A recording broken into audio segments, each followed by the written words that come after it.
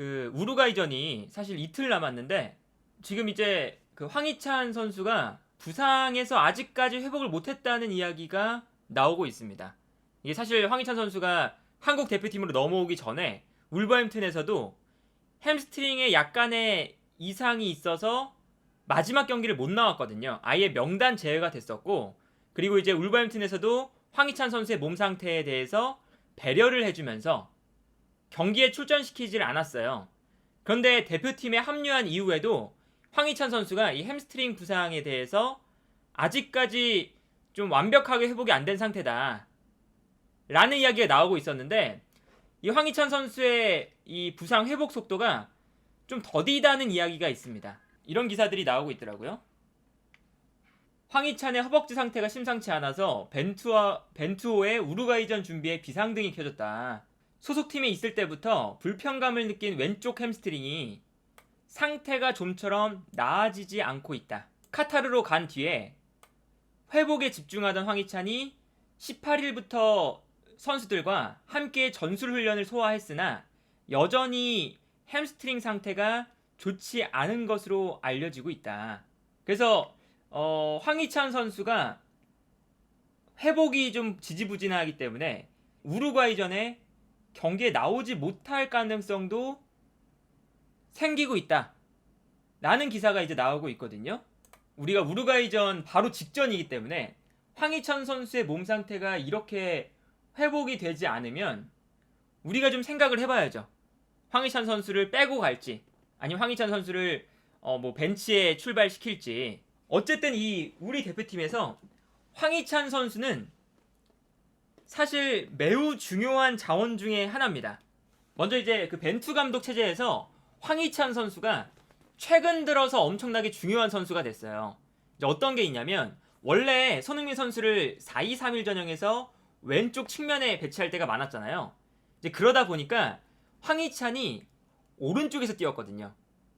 근데 황희찬 선수가 오른쪽에서 뛸 때는 분명히 퍼포먼스가 별로 좋지 않았습니다. 그래서 손흥민이 왼쪽에 뛸 때 황희찬이 오른쪽에서 못하니까 경기 도중에 두 선수의 자리를 바꿔줄 때가 많았어요, 실제로. 근데 이제 최근 들어서 벤투 감독이 4-4-2 전형을 사용하면서 손흥민을 최전방으로 올리니까 황희찬이 왼쪽으로 자리를 옮겨서 뛰기 시작했습니다.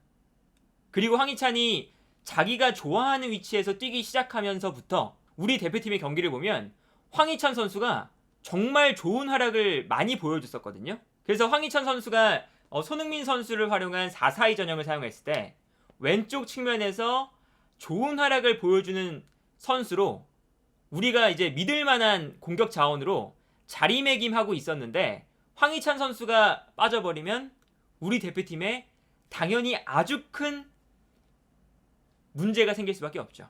이 황희찬 선수가 없으면 이제 어떤 선수를 출전시킬까? 많은 분들이 궁금해하시는 부분일 텐데, 황희찬 선수가 없을 때 이 자리에 뛸 수 있는 선수가 여러 선수가 있습니다. 일단 나상우 선수도 있을 거고요. 송민규, 또 이강인, 정우영, 이런 선수들이 뛸 수가 있어요. 그러니까 벤투 감독이 왼쪽, 오른쪽, 중앙 이 모든 포지션을 다 소화할 수 있을 만한 선수들을 원했던 이유가, 이렇게 선수가 부상을 당했을 때 좀 이제 편안하게 대체 선수를 기용할 수 있다는 장점이 있거든요. 이제 그러다 보니까 이제 황희찬 선수가 못 나온다면 이 자리에 뛸 수 있는 선수가 어느 정도 있는 상태이긴 합니다. 이제 많이들 원하시는 이강인 선수가 왼쪽 측면에 나온다를 생각해보면, 이강인 선수가 이번 시즌 마요르카에서 가장 뛰어난 활약을 펼치고 있는 위치, 마요르카에서 주전으로 나오고 있는 위치가 바로 왼쪽 측면 공격수 자리이긴 합니다. 그래서 사실 선수의 폼이나 이런 걸 생각하면 이강인 선수를 왼쪽에 기용하는 건 그렇게 어색한 일이 아니고 충분히 이강인 선수가 나와서 좋은 활약을 펼칠 수가 있어요. 근데 여기서 이강인 선수를 왼쪽에 쓰는 것이 전술적으로 황희찬 선수의 대체 자원이라고 부를 수가 있느냐 라고 한다면, 이강인 선수는 황희찬 선수의 스타일과 많이 다릅니다. 황희찬 선수가 왼쪽 측면에서 좋은 플레이를 보여주는 이유 중 하나는 오른쪽에는 이재성 선수가 있잖아요. 그리고 이재성 선수는 사실은 공격형 미드필더에 가까운 자원이다 보니까 살짝 중앙으로 들어와 줍니다. 그렇죠? 그렇게 되면 뒤에 있는 오른쪽 풀백이 김태환이나 김문환 혹은 윤종규, 특히 뭐 김태환 같은 선수들이 아주 빠르고 직선적인 선수기 때문에 풀백이 올라와서 측면 공격을 담당해줘요.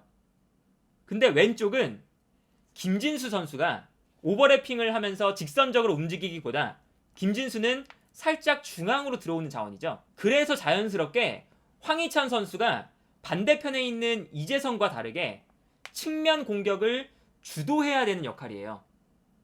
기본적으로 측면 공간을 넓게 활용하고 여기서 이제 황희찬 선수의 장점은 저돌적인 움직임을 계속 보여주면서 상대 측면 수비수를 부담스럽게 만들고 이때 상대 측면 수비수를 상황에 따라서는 돌파를 해내면서 측면을 무너뜨리는 이러한 플레이를 보여주는 게 황희찬 선수거든요. 간단하게 말하면 우리 대표팀에 손흥민을 제외하면 가장 위협적인 돌격 대장이다 라고 볼 수가 있는 거죠. 근데 이강인 선수는 마요르카에서도 그렇지만 돌격 대장의 스타일의 선수는 아닙니다.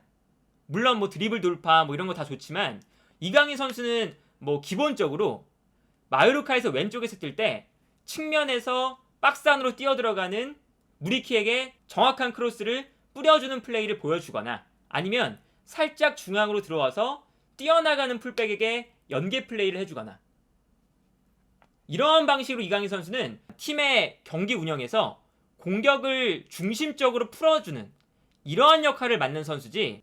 그렇기 때문에 이강인 선수가 나오게 되면 우리의 왼쪽 공격, 특히나 이 측면 공격이 살짝 답답해질 수가 있어요. 이강인 선수가 마요르카에서 잘하는 것도 이강인 선수가 왼쪽에 있지만 이때 그 뒤에 자우메 코스타라는 풀백이 있기 때문에 풀백이 올라와주면서 이강인을 도와주는 플레이가 가능하기 때문에 여기서 수비 입장에서는 측면으로 뛰어나가는 풀백을 막을 것이냐, 중앙에서 이강인 선수의 창의적인 패스를 막을 것이냐, 아니면 이제 풀백이 끌려 나갔을 때 이강인이 측면으로 침투해 들어가면서 크로스를 올려줄 수도 있고요. 이렇게 다양한 플레이들이 좀 가능하지만 기본적으로 뒤에 있는 선수가 오버래핑보다 중앙으로 들어오는 플레이를 더 많이 하는 김진수기 때문에 이강인 선수가 왼쪽 측면에서 뭔가 이 측면에서의 파괴력을 보여주는 스타일의 유형도 아니고, 그러다 보니까 황희찬 선수의 완벽한 대체자는 좀 불가능해 보인다 라는 생각이 들거든요. 물론 이제 우리 대표팀이 황희찬 선수와 똑같은 역할을 주지 않고 이강인 선수에게는 이강인 선수만의 역할을 준다 라고 하면 이강인 선수를 왼쪽에 쓸 수가 있습니다.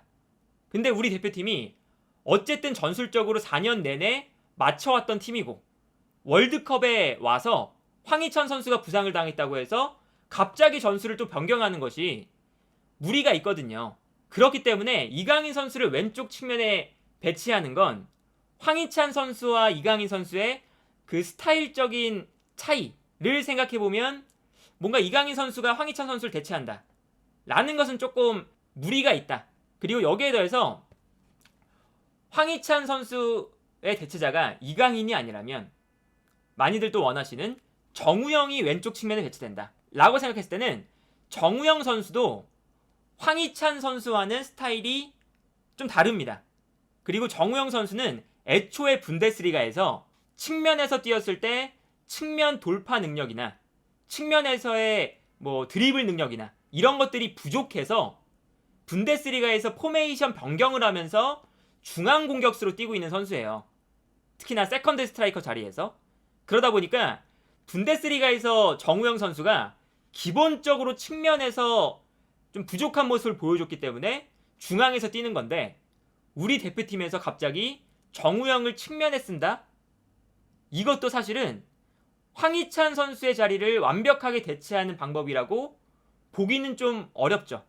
그래서 이렇게 된다면 우리가 선택할 수 있는 가장 높은 가능성은 황희찬 선수 자리에 나상호 선수를 배치하는 겁니다. 나상호 선수가 가장 황희찬 선수와 비슷한 유형의 스타일이죠.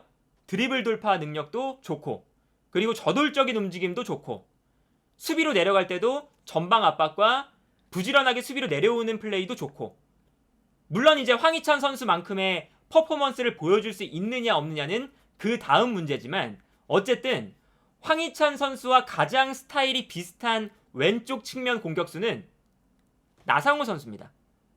그래서 나상호 선수가 황희찬 선수가 만약에 못 나오게 된다면 경기에 나오지 않을까 싶은 생각이 들고요. 또 다른 이제 가능성은 이재성 선수를 왼쪽에 두고 이재성의 자리에 권창훈 선수를 배치하는 방법도 있습니다. 그래서 이게 사실은 실제로 이렇게 선발 라인업으로 나왔던 경기들이 있어요. 투톱을 쓸 때 황희찬이 없으면 왼쪽에 이재성을 배치해서 이재성 선수가 왼쪽 측면에서 측면 돌파도 하고, 김진수가 중앙으로 들어올 때 패스도 뿌려주고, 혹은 김진수가 측면으로 올라오면 이재성이 중앙으로 들어가서 공격형 미드필더의 역할도 하고, 벤투 감독 체제에서 우리가 황희찬 선수가 없을 때의 플레이들을 보면요, 이제 그렇기 때문에 황희찬 선수가 없을 때는 이재성이 왼쪽으로 가는 것도 충분히 할 수 있는 선택이다. 또 다른 선택지는 송민규 선수가 나오는 거죠. 근데 송민규 선수도 이제 우리가 생각했을 때 황희찬 선수와 플레이 스타일이 완벽하게 비슷한 선수는 아닙니다. 송민규 선수도 살짝 중앙으로 들어와서 세컨드 스트라이커에서 뛰는 걸 좋아하는 선수고, 그리고 이제 측면에서의 드리블 돌파 능력은 송민규 선수가 그렇게 뛰어나지가 않아요. 애초에 이 송민규 선수가 뭐 드리블 돌파나 저돌적인 움직임이나 이런 부분에 엄청난 강점을 가지고 있는 선수는 아니기 때문에 나상호 선수보다 조금은 이제 황희찬 선수와의 스타일이 좀 멀어지는 선택이다. 황희찬 선수가 부상 회복이 안 된다면 벤투 감독이 엄청나게 고민을 해봐야 되는 부분이 아닐까 싶고요. 다른 선택지는 그냥 손흥민 선수를 왼쪽에 두는 겁니다. 손흥민 왼쪽, 이재성 중앙, 최전방 황의조나 조규성, 오른쪽에 권창훈, 이렇게 벤투 감독이 아시아 최종 예선에서 썼던 4-2-3-1 전형을 쓰면서 손흥민 선수를 최전방이 아니라 측면에 배치한다. 이러한 전략도 황희찬 선수가 없을 때 가능한 전략이라고 할 수가 있겠죠. 뭐 예를 들면 이강인 선수를 중앙에 두면서 이재성을 오른쪽에 둘 수도 있는 거고요. 이렇게 되면. 혹은 이강인을 오른쪽에 둘 수도 있고. 4-2-3-1 전형을 쓰든 4-4-2 전형을 쓰든 이 황희찬 선수가 없을 때의 우리의 또 플랜, 어떤 플랜이 있을지 이런 거를 한번 우리가 지켜봐야 되지 않을까 싶고,